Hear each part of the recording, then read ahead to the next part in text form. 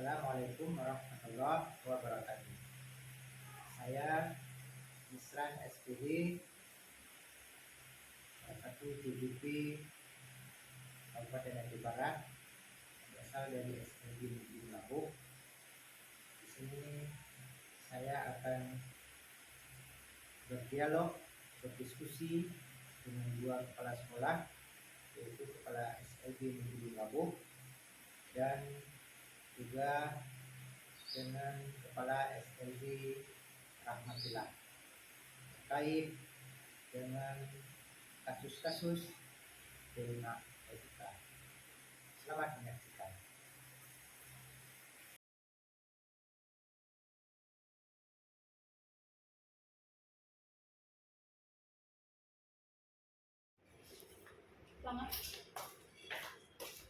Assalamualaikum Bu. Waalaikumsalam. Apa kabar Bu? Alhamdulillah baik, sehat. Baik Bu, ini kan tugas saya sebagai CDP, yaitu tugasnya untuk mewawancara Ibu dalam kasus sebagai pengambil keputusan sekolah.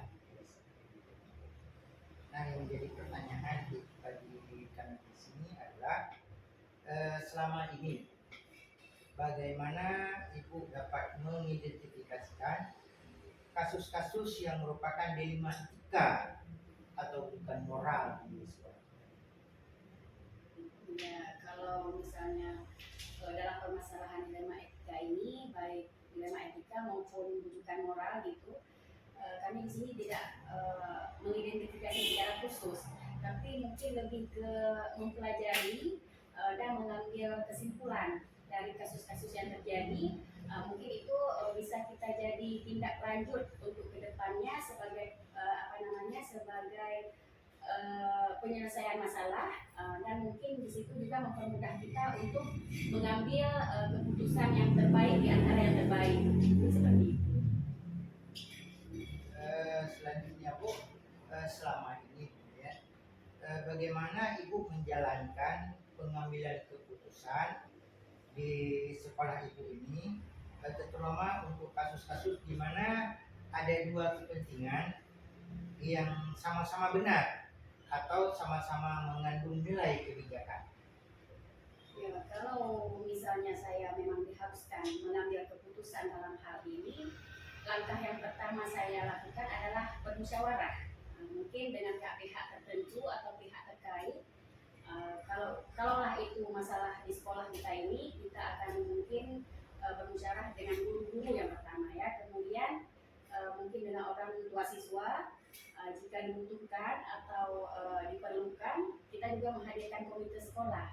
Nah, kemudian yang terutama sekali, yang terpenting, kita menghadirkan pihak yang terkait yang mungkin terlibat dalam kasus kejadian tersebut. Nah, itu mungkin bisa kita jadikan sebagai bahan untuk kita menggali di mana kasus tersebut di awal mulanya terjadi seperti apa, kenapa. Mungkin di situ itulah yang sangat kita butuhkan, pihak yang terlibat di dalam kasus tersebut. Ya, mungkin. Kemudian Bu, langkah-langkah apa atau prosedur seperti apa yang bisa Ibu lakukan atau yang telah Ibu lakukan selama ini? Prosedurnya ya seperti kita bilang tadi, mungkin prosedur kita di sekolah ini, kita ciptakan sekolah kita yang mungkin yang aman ya, yang positif, kondusif, mungkin aman, tentram di sekolah kita, seperti itu Pak. Mungkin kita juga bisa kita berusaha untuk tidak terjadi hal-hal seperti itu, sehingga kita mungkin anak-anak kita itu lebih kita bawa ke hal-hal yang positif gitu Pak. Karena kita memang lebih ke menghindar dari hal-hal yang tidak kita inginkan, seperti itu Pak. Apa yang setelah Ibu lakukan selama ini, menurut Ibu, apakah ini sudah dalam kasus-kasus yang terjadi di sekolah ini, apakah Ibu sendiri menganggap sudah efektif secara penanganan kasus tersebut? Secara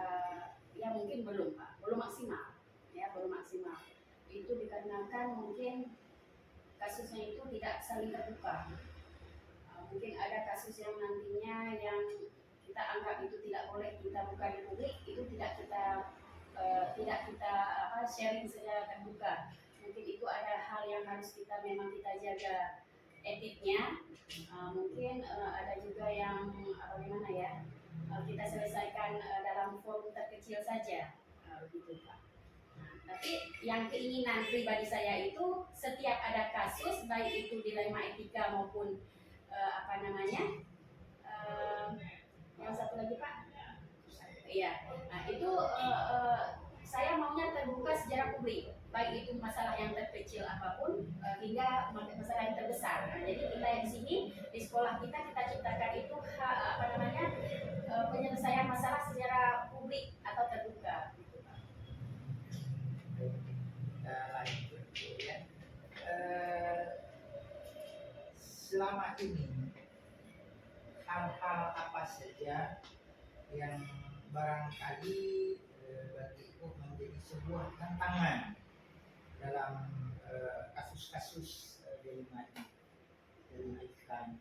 Itu tantangannya apa? Tantangan dalam pengambilan keputusan? Ya. Iya. Kalau tantangannya itu sangat besar sebenarnya Pak, karena kita ketahui kalau dilema etika itu kan sama-sama ada benarnya di segi moral, tapi dia bertentangan kan seperti itu. Nah di sini kita butuh menganalisis ya, jadi kita harus pandai-pandai menganalisis sebuah kejadian atau kasus itu supaya kita tidak mungkin terkecoh dalam mengambil keputusan. Sehingga nanti ada pihak yang pihak yang terkucilkan atau pihak yang dirugikan, sedangkan yang merasa dirugikan itu sebenarnya itu yang harus mendapat dia yang malah yang terbaik seperti itu. Jadi di situ kita memang butuh menganalisis itu secara maksimal begitu Pak. Itu tantangan. Benar sangat. Pertanyaan selanjutnya Bu, apakah Ibu memiliki atau mempunyai sebuah tata kelola atau jadwal tertentu dalam sebuah penyelesaian kasus? Katakanlah di sekolah kita ini punya kasus, Ibu menjadwalkan atau tindakan-tindakan apa yang Ibu merencanakan dan Ibu untuk menyelesaikannya itu, punyakah tata kelola seperti itu? Ya itu mungkin kita lihat lebih ke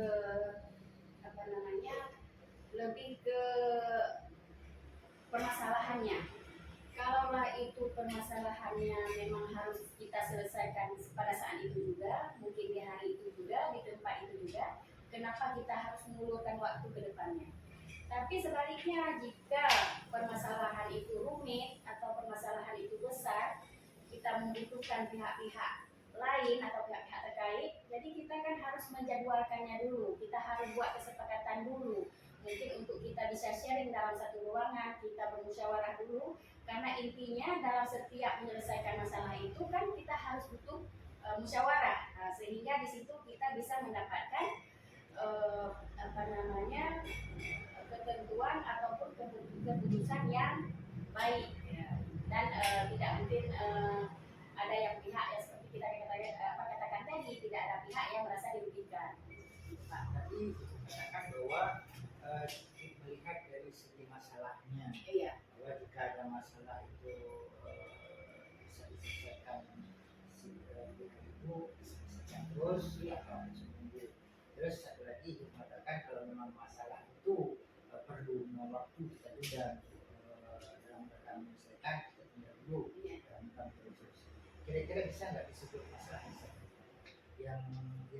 yang bisa diselesaikan itu apa, atau masalah yang memang ditunda itu apa? Bisa nggak kira-kira Ya mungkin itu salah satunya ini kita sebut saja di segi yang terkecilnya dulu Pak. Mungkin itu bisa di perbedaan pendapat ya, perbedaan pendapat mungkin ada yang di saat sharing-sharing itu udah ada selisih paham. Nah, mungkin itu harus kita luruskan di saat itu juga. Jadi kenapa kita harus mengulurkan waktu untuk besok. Nah, jadi supaya dengan kita selesaikan pada hari itu juga, besoknya antara si A yang selisih paham dengan si B ini akan menjadi baik kembali seperti itu. Tapi kalau misalnya hal yang besar itu kita kan tadi butuh pihak lain. Nah, jadi kan kalau pihak lain itu mungkin kita tidak bisa hadirkan pada saat itu juga. Jadi kita harus tunda, kita harus menghubungi dulu pihak yang terkait itu, bisa nggak datang besoknya atau lusanya, atau kita buat sepakatan dulu kapan ada waktu, kan seperti itu Pak. Nah, ini kan masuk ke pertanyaan yang tadi bahwa itu akan menunda kasus itu akan kita selesaikan Iya. ke depannya dalam rangka kita. Nah, tentunya di dalam masalah itu siapa saja ibu yang akan melibatkan, misalnya kasus itu seperti kasus anak atau kasus guru yang memerlukan waktu lebih daripada 1 hari dalam menyelesaikan kasus itu. Kira-kira siapa saja yang ibu bisa libatkan dalam masalah itu? Iya. Kalau kasus mungkin kita menganggap itu kasus besar, itu kita libatkan yang pertama sekali orang tua siswa, orang tua wali. Kemudian yang kedua, kalau komite ini jika dibutuhkan, tapi kalau merasa kita tidak dibutuhkan, kenapa kita harus besar-besarkan?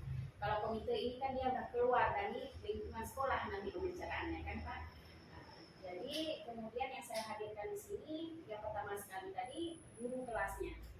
Kemudian di situ ada guru-guru mungkin yang sudah lebih paham atau yang senior dalam penyelesaian masalah tersebut. Kemudian pihak terkait, jika pihak luar mungkin ya Pak, yang ada pada saat situasi kasus itu terjadi, itu bisa kita jadikan sebagai barang bukti ataupun tempat kita gali informasi sedetil mungkin ya, mungkin itu untuk lebih tepat kita dalam mengambil keputusan ke depannya. Seperti itu Pak. Iya, kita beralih ke pertanyaan yang lain. Adakah seseorang atau faktor-faktor apa saja yang selama ini mempermudah atau membantu ibu dalam mengambil keputusan dalam kasus-kasus kelima? Ya, sebenarnya pertanyaan itu apa? Jadi itu saja ya Pak, berbolak-balik situ aja. Tapi yang intinya kalau yang saya libatkan pertama sekali yaitu guru-guru kita di sekolah ini itu sangat membantu saya dalam mengambil keputusan. Karena dari hasil musyawarah itu di situ akan muncul dia yang terbaik di antara yang baik tadi. Nah, jadi mungkin dengan kita sharing dengan orang tua juga timbul akan timbul ide baru bagi kita bagaimana kita yang lebih tepatnya dalam mengambil tindakan atau keputusan. Gitu, Pak. Barangkali ini pertanyaan terakhir, Ibu.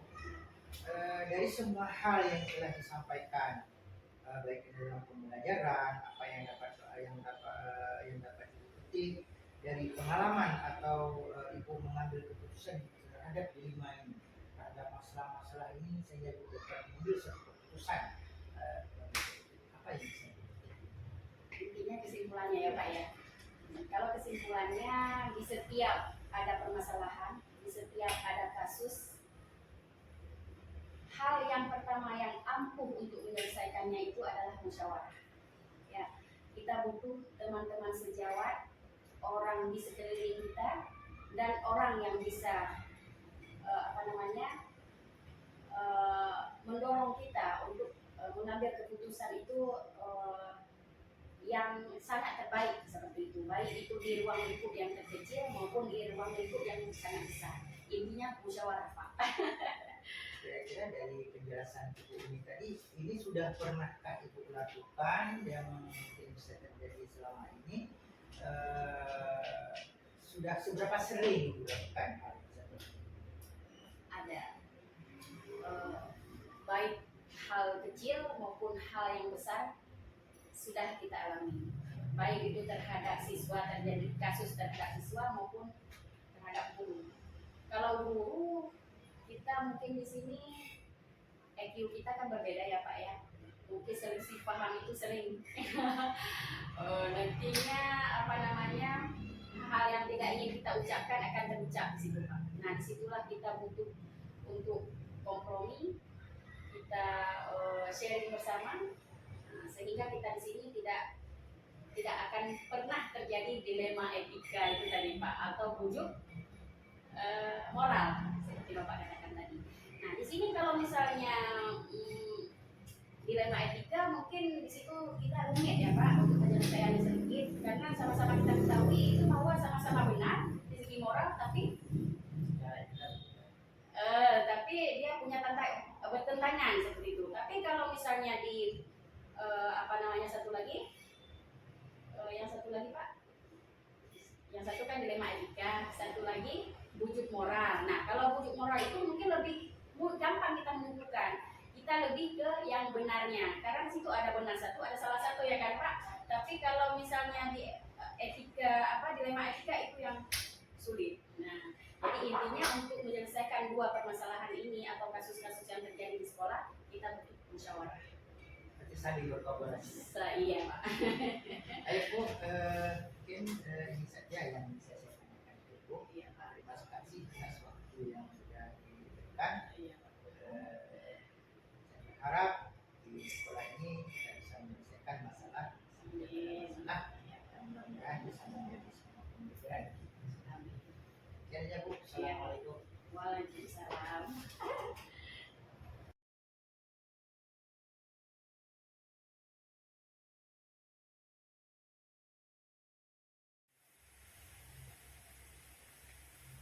Assalamualaikum Bu. Waalaikumsalam. Apa kabar Bu? Alhamdulillah sehat. Baik Bu, saya dari CDP Angkatan 8 Jawa Barat. Ada beberapa hal yang menjadi pertanyaan yang coba bertanya sih Bu. Mudah-mudahan kami nanti dapat solusinya Bu. Nah, pertanyaan yang pertama adalah selama ini bagaimana Ibu dapat mengidentifikasi kasus-kasus yang ada di sekolah kita ini terkait dengan dilema etika atau bukan moral. Baik, selama ini yang sudah kami lakukan di sekolah SL di Rahmatullah tentang kasus dilema etika ini memang ada kasusnya. Karena setiap instansi ataupun setiap organisasi itu pasti mempunyai kasus-kasus tertentu walaupun kecil besarnya. Namun kita untuk menyelesaikannya itu harus kita berkoordinasi ataupun juga mempunyai kolaborasi di sana. Karena kita harus mengetahuinya dulu terlebih dahulu kasus itu bagaimana. Kecilkah kasusnya ataukah besar kasusnya. Jadi tergantung daripada kasus itu tersebut. Selanjutnya Bu, selama ini bagaimana Ibu menjalankan dalam pengambilan keputusan di sekolah ini, terutama menyangkut dengan kasus-kasus di mana ada dua kepentingan yang sama-sama benar atau sama-sama mengandung nilai kebijakan. Yang baik. Untuk mengambil keputusan, misalnya ada pendapat yang sama-sama benar, contohnya guru berpendapat bahwa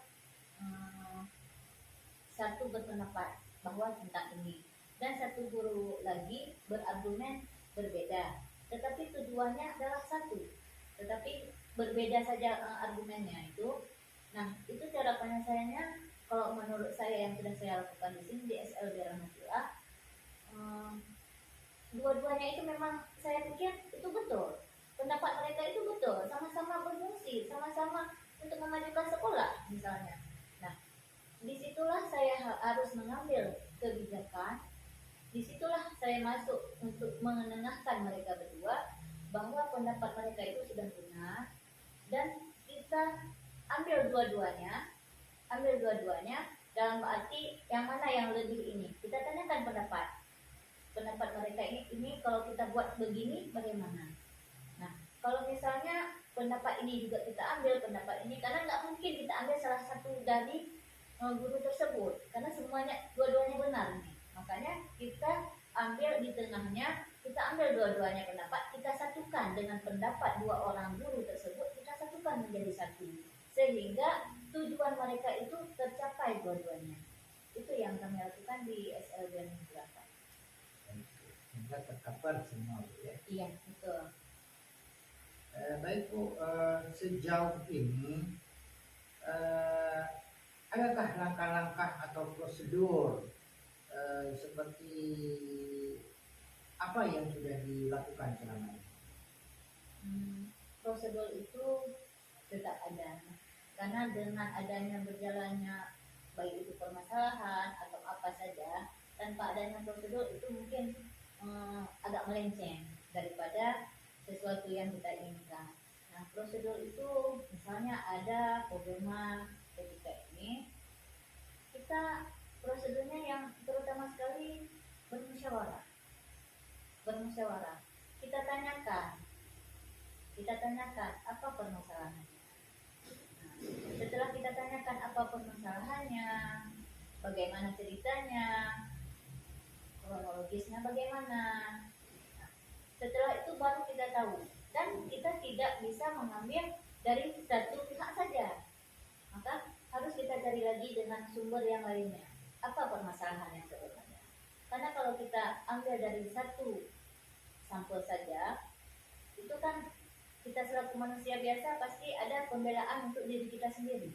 Nah, makanya harus kita ambil dulu di pihak yang lainnya, kita tanyakan kepada rekan-rekan sejawat yang lainnya. Apabila perlu misalnya ada menyangkut dengan siswa, kita juga tanyakan kepada siswanya. Kalau menyangkut masalah dengan orang tuanya, juga kita tanyakan kepada orang-orang tuanya. Pokoknya yang menyangkut dengan permasalahan tersebut, baru kita bisa putuskan apa yang terbaik untuk permasalahan itu. Baik Bu, menurut Ibu selama ini langkah atau prosedur dalam pengambilan keputusan yang dijalankan selama ini, apakah itu sudah efektif? Saya rasa kalau menurut saya itu sudah efektif. Karena kenapa saya bilang sudah efektif yang sudah kami lakukan di sini? Karena kami semua permasalahan di sini, baik kecil maupun besarnya permasalahan, itu dengan bermusyawarah. Dengan bermusyawarah, baik itu kita bermusyawarah dengan guru, dengan komite, dengan wali siswa, dan bahkan kita bisa melibatkan pengawas sekolah dalam bermusyawarah itu. Makanya tergantung, kalau kecil permasalahannya yang kita bisa selesaikan dengan instansi kita yang kecil ini, ya kita selesaikan. Misalnya permasalahan itu besar, maka kita akan bisa kita libatkan dengan pihak, bahkan melibatkan pihak Caplim. Karena kita ini bukan satu kita pegang, kita juga bisa berkolaborasi, bisa berkoordinasi dengan sesamanya, sehingga apa keputusan nantinya itu suara yang terbanyak dan yang terbaik untuk sekolah kita. Itu Pak menurut kami.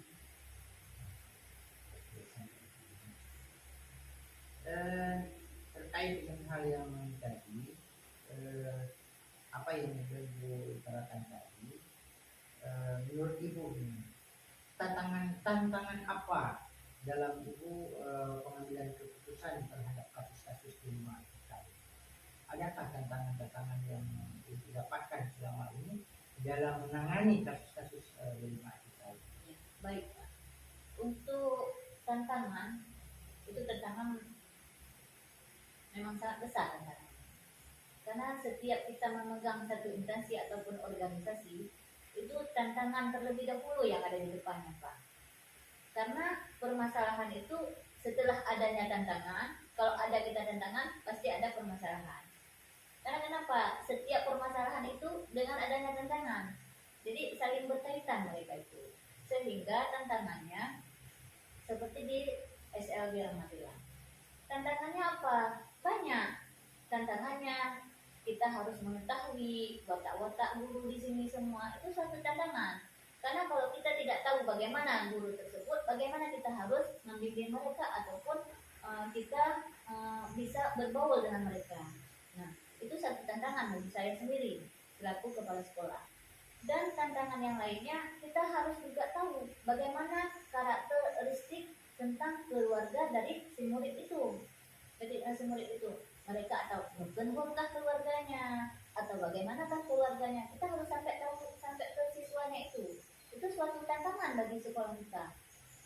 Karena kalau kita misalnya tidak tahu tentang keluarganya, tidak tahu tentang permasalahan di rumahnya, sampai ke sekolah mereka tidak nyaman, mereka tidak bergembira, mereka tidak senang sampai ke sekolah. Kan sama saja. Berarti kita harus juga mengetahui bagaimana, apa, dan siapa mereka itu. Nah, itu menurut kami tantangan yang kami ini hadapi. Dan begitu juga dengan tantangan dengan orang tua. Bagaimana tantangan dengan orang tua? Kadang-kadang di saat kita panggil ke sekolah untuk bermusyawarah tentang apa permasalahan di sekolah atau bagaimana, kadang-kadang orang tua ini tidak mau hadir dengan alasan bermacam-macam. Dan begitu juga dengan tantangan lingkungan. Karena kenapa? Lingkungan ini masih menganggap anak SLB ini adalah anak-anak yang tidak waras. Yang itu ada kode etiknya masyarakat yang menganggap seperti itu. Tidak semua masyarakat, tetapi ada masyarakat 1-2 orang yang menganggap bahwa sebagian kita bilang bahwa apa SLB itu anak-anak yang nggak waras. Nah, di situ harus kita berikan pemahaman kepada mereka bahwa anak ini bukan nggak waras, tetapi mereka mempunyai keterbatasan tersendiri. Mereka sama dengan semuanya. Maka keterbatasan mereka saja yang berbeda. Disitulah kita mengajak ataupun memberikan pemahaman kepada warga yang seperti itu. Gitu Pak. Makanya saya bilang banyak tantangan kalau soal SNB Pak. Terima kasih Bu. Ya. Nah, selanjutnya Bu, apakah Ibu memiliki sebuah tata kelola atau jadwal tertentu dalam sebuah penyelesaian kasus 5 ini? Apakah Ibu langsung menyelesaikan di tempat kasus tersebut atau Ibu harus menunggu dalam sebuah kasus itu harus bertemu dalam beberapa hari gitu? Baik Pak Mesra.